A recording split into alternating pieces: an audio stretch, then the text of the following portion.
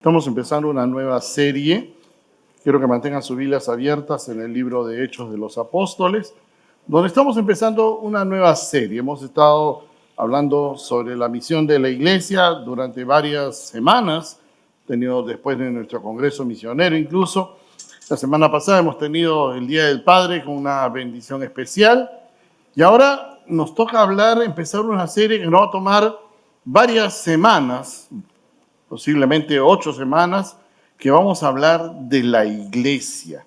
Nos toca hablar de la iglesia, pero lo queremos hacer a la luz del Nuevo Testamento, del libro de Hechos de los Apóstoles. Ahora, cuando hablamos de la iglesia, necesitamos hablar un poco, aclarar algunos conceptos, porque hemos escuchado de la iglesia perseguida, hemos escuchado de la iglesia subterránea, hemos escuchado de la iglesia universal, hemos escuchado la iglesia local, hemos escuchado la iglesia nominal, hemos escuchado la iglesia militante. Y también incluso después de la pandemia ha aparecido la iglesia virtual, de la cual incluso se estaba hablando antes de la pandemia. Yo he leído a algunos autores, Paul John Guichot, Rick Warren, hablaban sobre una iglesia virtual por internet, pero que en la pandemia como que se hizo un poco más efectivo, en el sentido de que no había manera de congregarnos y obviamente se abrió la posibilidad de usar las redes. Pero la pregunta es, ¿qué es la iglesia? ¿Qué entendemos por iglesia a la luz de la Biblia? Yo quisiera que en esta semana y las semanas que vienen con los distintos pastores, a través del libro de Hechos de los Apóstoles, podamos ir descubriendo el significado de la iglesia. Incluso te animo a que leas el libro de Hechos, un capítulo a la semana no te va a ser demasiado exigente ni demasiado tiempo, que leas el libro de Hechos que te va a ir sirviendo como base para ello. Pero sobre todo vamos a inclinar nuestra cabeza y pedir que sea Dios quien esté hablando a la necesidad de nuestros corazones. Vamos a orar.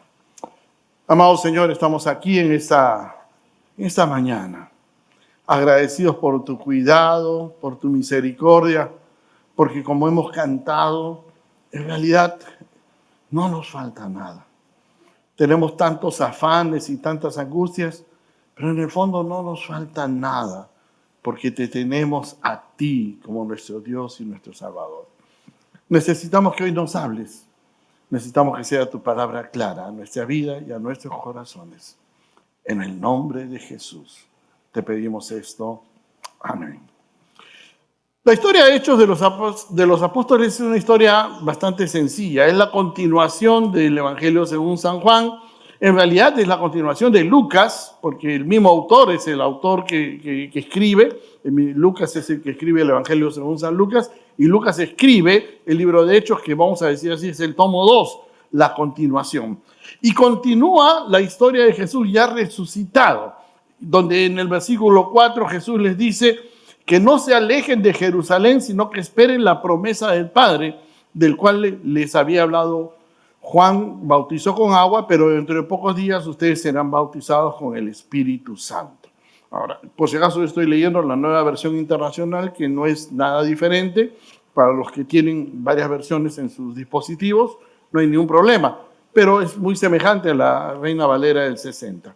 Ahora bien, pero Él les pide, Jesús está con sus discípulos, ya ha resucitado, ya han pasado varios días después de la resurrección, ha compartido con ellos y todo, ya está a punto de ser llevado a la gloria, de dejar definitivamente la tierra.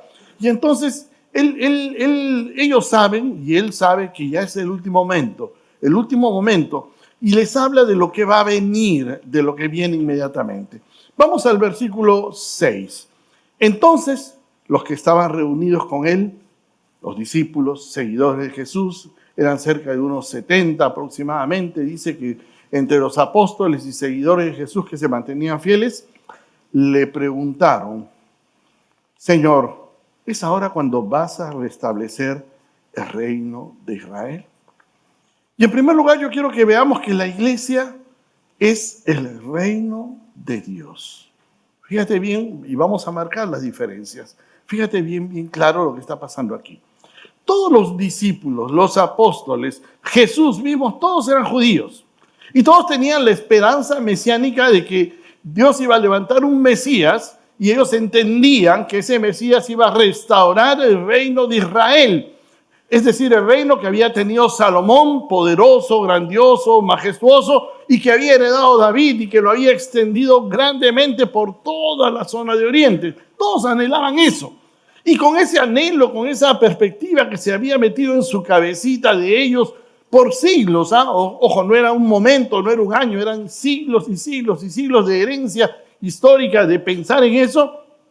Ahora le preguntan a Jesús: Señor, ahora que tú eres el Mesías, ahora que tú has resucitado, ahora que tú estás en gloria, ahora que vemos tu majestad, ¿vas a restablecer el reino de Israel? Y Jesús se queda callado. Miren, si quieres, dice, no les toca a ustedes conocer la hora ni el momento determinado, por la autoridad misma del Padre, le contestó Jesús. ¿Qué pasaba aquí?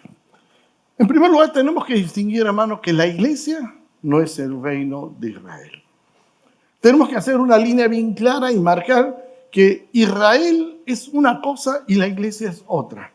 Incluso, permítame decirles, como lo he dicho en los servicios anteriores, que el Israel que vemos hoy en día, siglo XXI, peleándose contra Irak y contra todas las naciones que le rodean, no es el mismo Israel que está en el Antiguo Testamento, por si acaso. Es totalmente diferente, es un pueblo totalmente diferente. Y tendremos que distinguir claramente que el Israel del siglo XXI, de hoy en día, es un pueblo definitivamente que no busca a Dios, que no ama a Dios. Ojo, que el Israel del Antiguo Testamento era un pueblo también bastante flojo en su fe, porque a cada rato se iba tras la idolatría, pero el Señor estaba con ellos y los volvía y los traía. Pero, hermano, bien claro que Israel no es el reino de Dios y la iglesia no es Israel. Dios tiene un plan para la iglesia muy claro, muy definido, bien explicado en el Nuevo Testamento, y también tiene un plan para Israel y también explicado y también definido en el Antiguo y en el Nuevo Testamento. Y si quieres investigarlo, te pido que leas Romanos capítulo 9, 10 y 11 y lo investigues claramente. Ahí está el plan, ahí Pablo lo explica claramente. Pero la iglesia no es Israel, no es el reino de Israel. En segundo lugar, en el segundo aspecto, tampoco la iglesia es una institución. Estamos rodeados de instituciones y el Nuevo Testamento nos enseña a someternos a las instituciones humanas, al rey, a las autoridades, como debe ser. La Alianza Cristiana y Misionera del Perú es una institución, por si acaso, una institución humana, no es la iglesia, no es la iglesia. Y así como la Alianza Cristiana y Misionera, una denominación donde yo nací, a quien yo amo mucho de toda mi vida, yo entiendo y reconozco que no es la iglesia. La iglesia es mucho más que eso. La iglesia es mucho más que la alianza y mucho más que muchos de los que pensamos, porque no es una institución humana, es una creación de Dios. La iglesia tampoco no es el reino de algunas personas. Hoy en día ya no solamente han surgido denominaciones como la Alianza, como la Iglesia Bautista, como la Iglesia Pentecostal o las Asambleas de Dios y otras más denominaciones. Hoy en día también han surgido iglesias independientes que han levantado algunos líderes personales fuertes, capaces, buenos y poderosos. Pero eso tampoco son iglesia. Tenemos que tener mucho cuidado de darle poder a ciertas personas, o a las personas, vamos a decir así, ni siquiera a ciertas, a las personas dentro de la iglesia. La iglesia no son los pastores, no son el pastor, no son los líderes. La iglesia es diferente. La iglesia es el conjunto de todos los que han creído en Cristo Jesús, que han sido llamados a salir del mundo, porque la palabra iglesia es los que salen afuera del mundo, a salir del mundo y que han nacido por el Espíritu de Dios y tienen el mismo Espíritu Santo, le pertenecen a Dios y están sujetos a Dios. Y eso, hermano, al margen del local, al margen de las paredes, al margen del tiempo, del lugar y del espacio, esos son iglesias. La iglesia no es un fenómeno social ni humano. No es una construcción de algún científico o de algún religioso que dijo, mira, armemos esto, le ponemos el título de iglesia y va a ser un gol. Le metemos marketing en las redes y funciona. No, hermano, la iglesia nace aquí, en esta perspectiva, y lo vamos a ir viendo un poquito más. Avanzamos un poco más, hemos leído el 6, el 7, ahora vamos a un segundo aspecto. La iglesia es el fruto de la presencia del Espíritu Santo. Mira lo que dice el versículo 8, y ahí vamos a tener varios aspectos relacionados a la iglesia. Mira el versículo 8. Sigue hablando Jesús y le dice, cuando venga el Espíritu Santo sobre ustedes, recibirán poder y serán mis testigos. Mira cómo lo expresa Jesús de esta manera. Dice, la iglesia es el fruto de la presencia del Espíritu Santo. Cuando venga el Espíritu Santo sobre cada uno de ustedes. Vamos al capítulo 2, una paginita ahí al costado. Leamos los primeros 4 versículos. Versículo 1, 2 y 3. Mira lo que pasa inmediatamente después de todo este evento que Jesús les habla, que es el último momento en que Jesús está con ellos. Y mira el versículo 1 del capítulo 2. Cuando llegó el día de Pentecostés, estaban todos juntos en el mismo lugar. De repente vino del cielo un ruido como el de una violenta ráfaga de viento y llenó toda la casa donde estaban reunidos.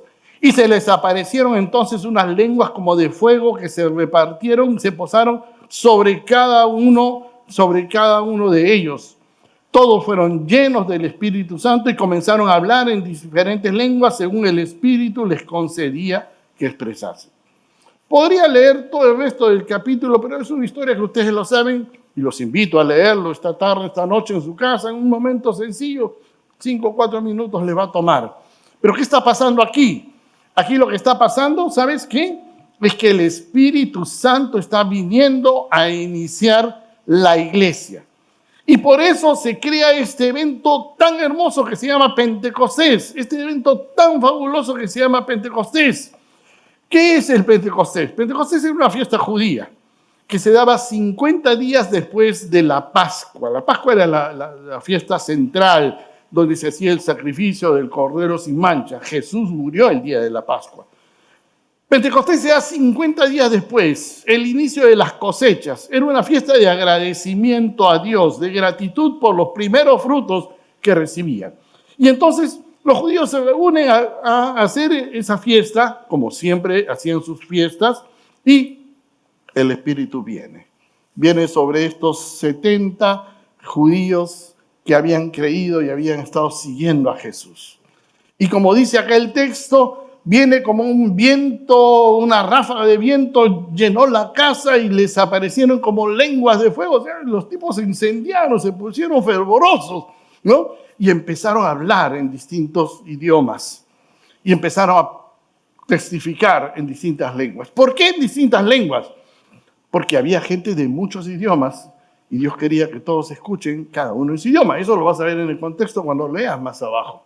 Pero esta es también la primera venida del Espíritu Santo a formar la iglesia y por eso era tan impactante. Ahora tú me preguntarás, pero pastor, ¿qué? ¿El Espíritu Santo no había venido acá a la tierra? Sí, se había venido acá a la tierra. El Espíritu Santo obró en Noé, obró en David, obró en Sansón, ¿no? David, por ejemplo, la fuerza con que venció a Goliat, del Espíritu de Dios. Sansón, el poder que tenía para tumbar las columnas cuando incluso había pecado y le habían sacado los ojos, proviene de Dios, dice la Biblia, de su Espíritu. Pero en esa época, en el Antiguo Testamento, el Espíritu se posaba sobre las personas. Lo que está pasando acá es que el Espíritu está viniendo a morar en el corazón de las personas. En el Antiguo Testamento se posaba, los capacitaba para un servicio especial y luego se iba. Ahora viene a tu corazón, te sella y se queda contigo. No importa lo que tú seas o lo que tú hagas, si tú te has arrepentido y has buscado a Cristo y le has entregado tu vida a Cristo, Él viene a morar en ti. Y esta es la iglesia.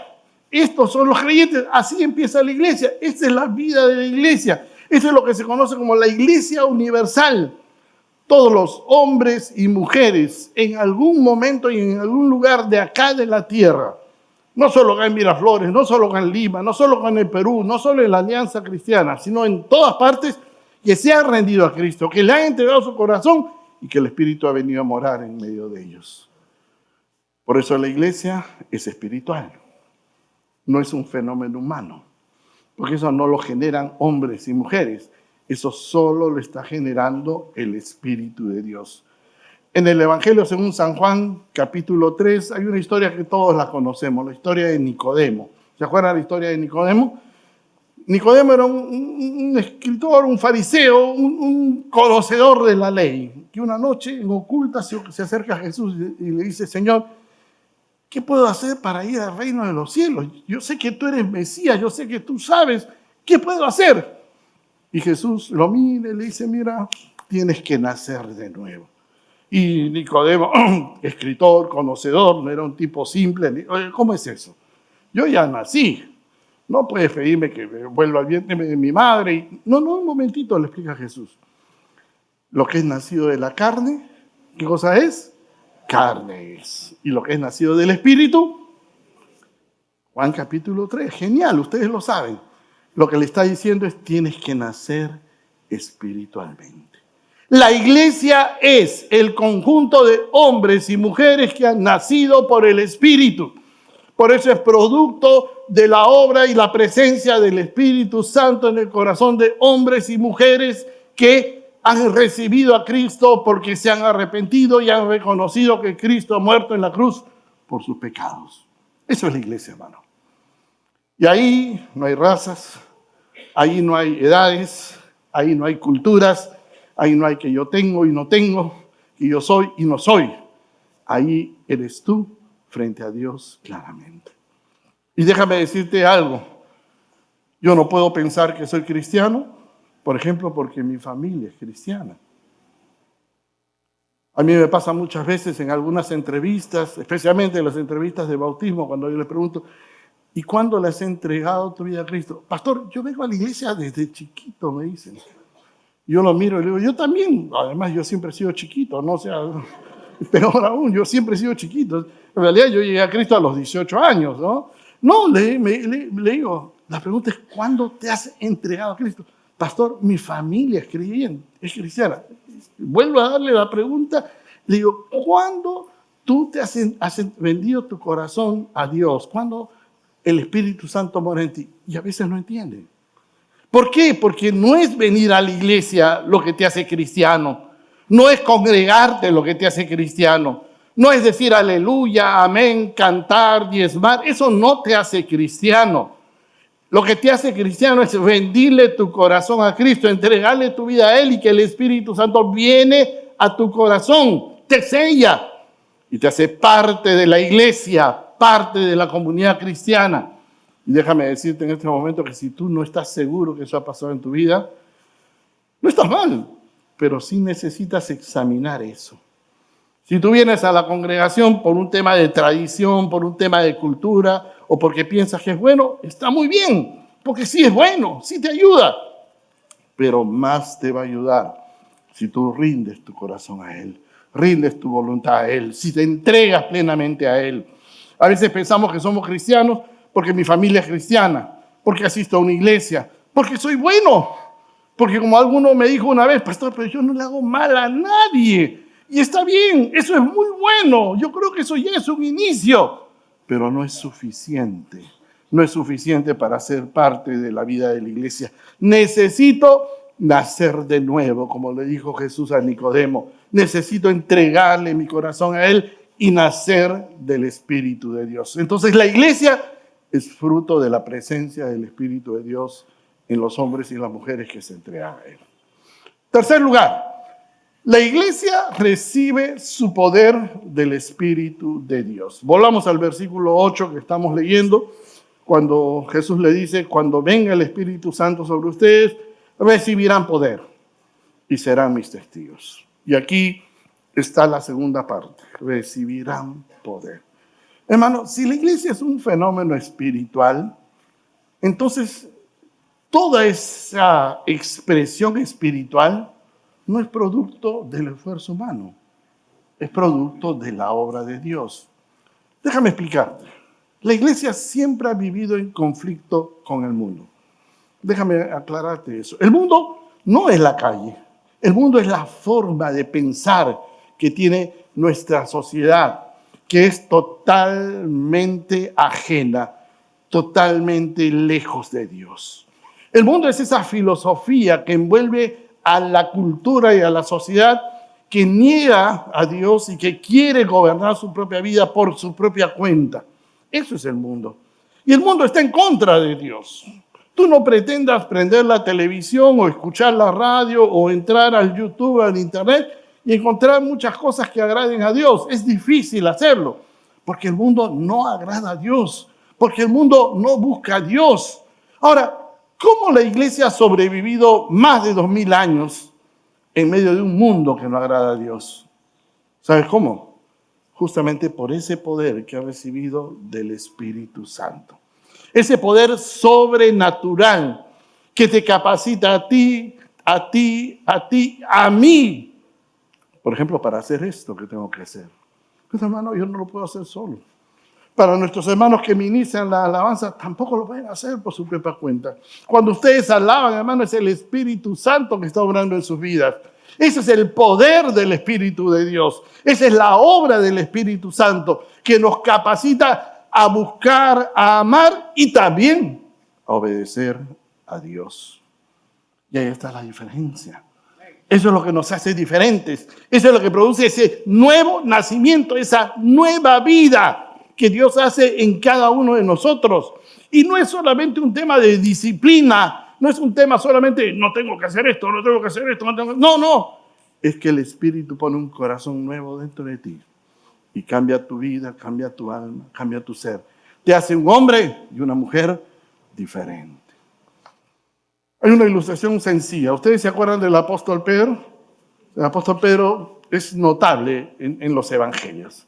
Era el tipo alegre, el tipo siempre habladorcito, el tipo que siempre salía adelante. Había una cosa y Pedro estaba ahí. Sí, Señor, yo, Señor. Le preguntan a Jesús, Jesús pregunta a sus discípulos, ¿quiénes dicen que soy yo? Y Pedro primerito, Señor, tú eres el Hijo del Dios viviente. Amén, aleluya, todo. Pedro era lo máximo, era un tipo súper tratable. Pero así como era súper tratable, era súper complicado también, como cada uno de nosotros. Estaban en la última cena. ¿Se acuerdan ustedes de ese evento? Y Jesús se para frente a los discípulos en la mesa y le dice, esta noche uno de ustedes me va a negar. Ahora imagínate, el maestro de maestros, 3 años les ha estado enseñando, compartiendo la palabra, les ha demostrado su poder con milagros y todo. El maestro se para y le dice, esta noche uno de ustedes me va a negar. Y el loco, el osado de Pedro se para y dice, Señor, ¿cómo dices eso? Yo no te voy a negar, Señor, no, ninguno, nadie. Y Jesús le dice, sí, amigos, hermanos, uno de ustedes me va a negar. Y Pedro dice, si aunque me mataran, yo no te voy a negar. Se pone todavía bravo, ¿no? Jesús ya no le discute. 6 horas más tarde, Jesús es arrestado. Y Pedro está corriendo por las callejuelas de Jerusalén. Y se acerca una mujer y le dice, tú eras seguidor de ese nazareno. No, dice Pedro, yo no. ¿Qué te has equivocado conmigo? Yo no soy. Luego se acerca a una fogata, porque hacía fresquecito, era la madrugada, empieza a calentarse la mano y otra mujer le dice, oye, ¿tú no eras uno de los 12 que andaba con el hombre ese que están azotando? No. Y empieza a maldecir. ¿Qué había pasado con Pedro? Niega a Jesús 3 veces, después de que Jesús le había advertido. ¿Por qué? Déjame decirte, plantearte otro escenario. Tú vas al final del capítulo 2 del libro de Hechos, ese que hemos leído al principio, al final.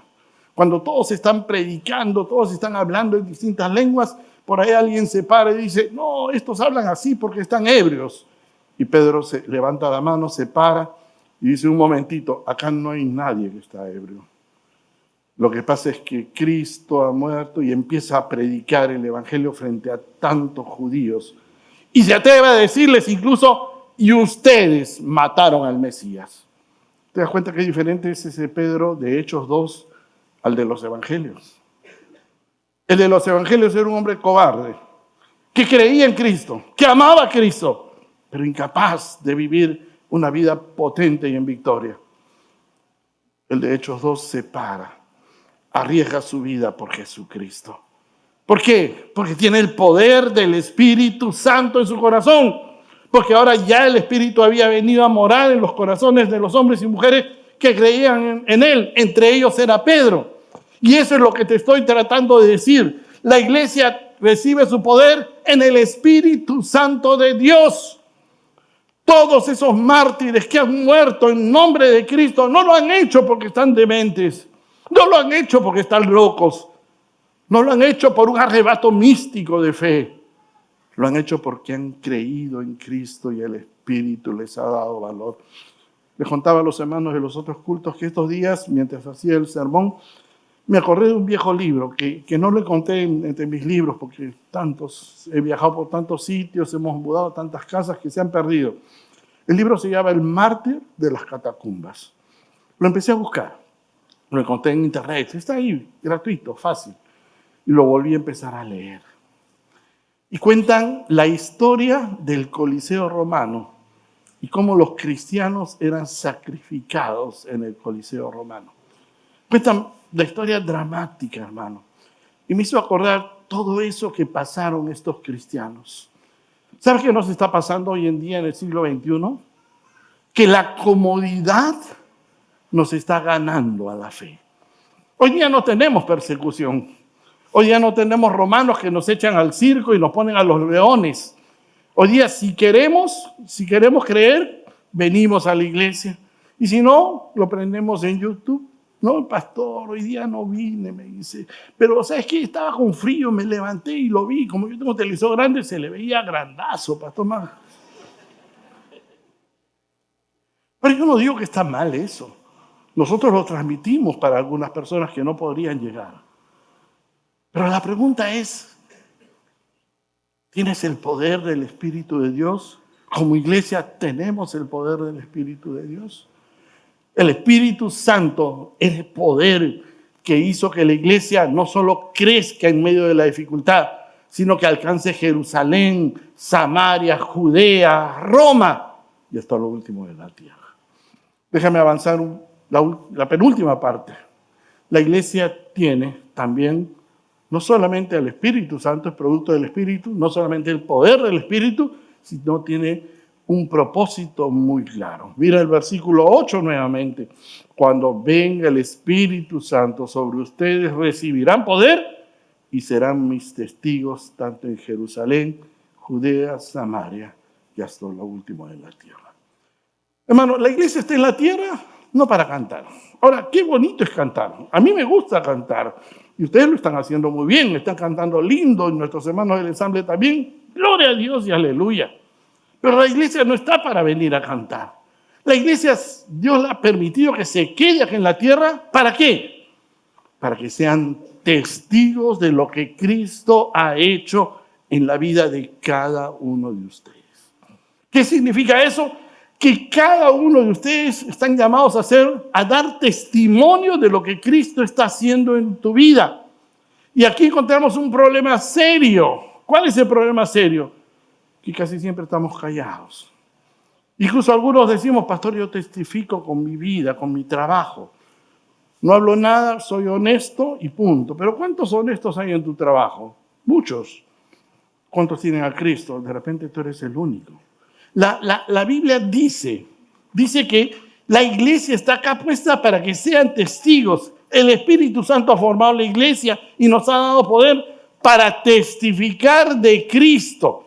Y ojo que la palabra testigo no es otra cosa que la palabra martureo, de donde viene la palabra mártir, que tiene que ver con hablar, testificar de algo que yo he visto, algo que yo he experimentado, algo de lo cual yo soy un testigo ocular y claro, y que tiene que ver con un conocimiento activo y no una actitud pasiva.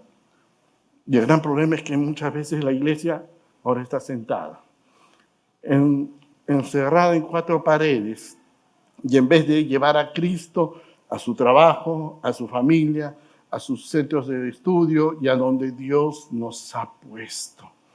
Aquí fallamos. ¿Y fallamos por qué? Porque pensamos que testificar es predicar. Y entonces yo le pregunto a mi hermano, ¿cuándo es la última vez que has estado testificando, pastor? Yo no sé predicar, me dice. Pero yo lo traigo acá para que usted le predique, porque usted predica bien. No, hermano, la Biblia no dice ustedes serán predicadores, dice ustedes serán testigos. Cuenten lo que Dios ha hecho en tu vida. ¿Dios ha hecho algo en su vida, hermano? ¿Amén? ¿Dios ha hecho algo en tu vida? Sí. Amén. Dios me ha cambiado la vida, le ha dado sentido, le ha dado propósito, le ha dado valor, le ha dado objetivo. Yo tengo que hablar de eso. Y a Cristo hará el trabajo después. Pero justamente esa es nuestra labor, de ser testigos de la obra de Cristo. Eso es lo que hizo que la iglesia crezca y que los creyentes estén dispuestos incluso a pasar más allá de sus fronteras y hacer la obra de Dios y llevar el evangelio hasta lo último de la tierra. El tiempo me está ganando. Hay un elemento más. Ya hemos terminado el versículo 8. Dice el versículo 9, y habiendo dicho esto, Jesús, mientras ellos lo miraban, fue llevado a las alturas hasta que una nube lo ocultó de su vista. Ellos se quedaron mirando fijamente al cielo mientras él se alejaba. De repente se les acercaron dos hombres vestidos de blanco que le dijeron, Galileos, ¿qué hacen aquí mirando al cielo?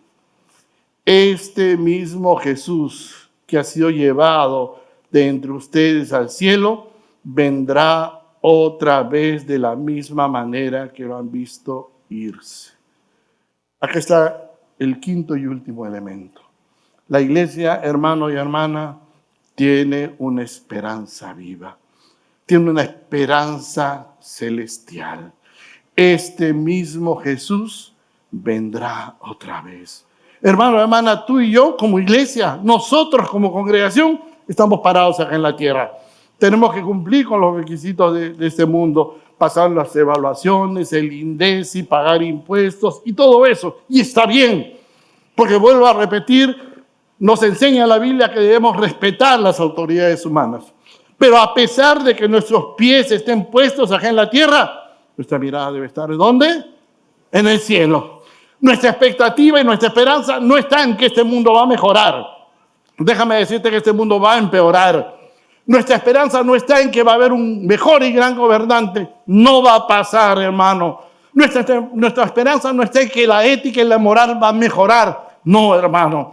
La historia nos dice que esto va de mal en peor. Nuestra esperanza, ¿dónde está? En los cielos.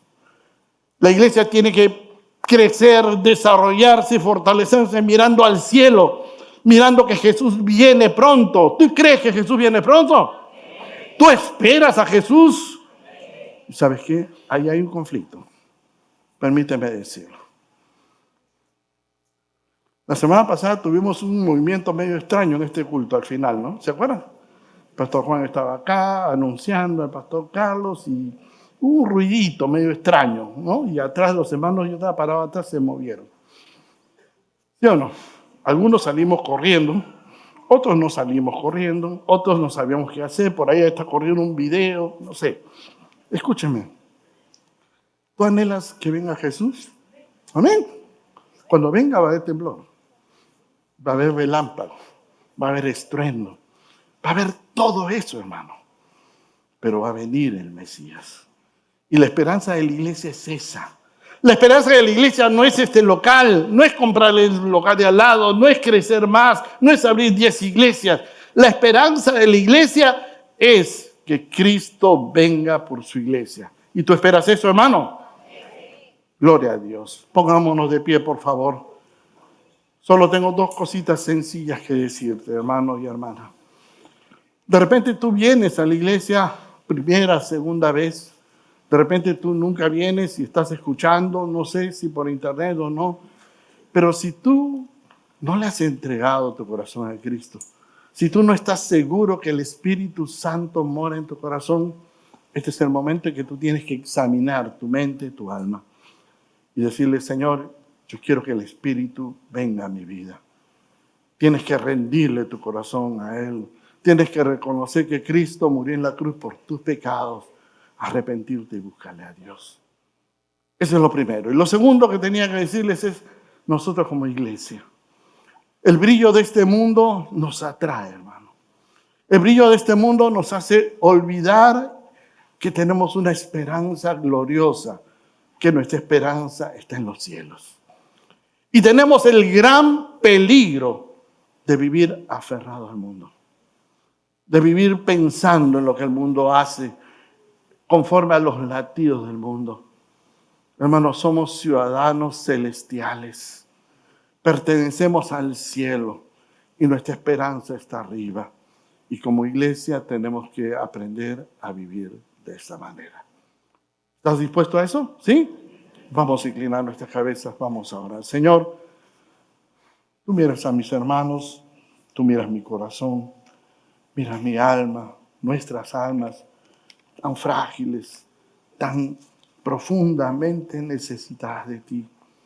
Queremos, Señor, que tú permitas que nuestra mirada esté puesta en ti, que nuestros ojos, nuestra alma esté enfocada profundamente en ti, y que seas tú quien nos ayude a mirar el cielo y esperar la venida de Cristo. Bendito Señor, gracias por tu iglesia, esa iglesia viva, capaz. Habla de manera especial a quien tengas que hablarle y desafía a cada corazón a vivir una vida sobrenatural de fe. Quedamos en tus manos, confiamos en ti, en el nombre de Jesús. Amén, amén.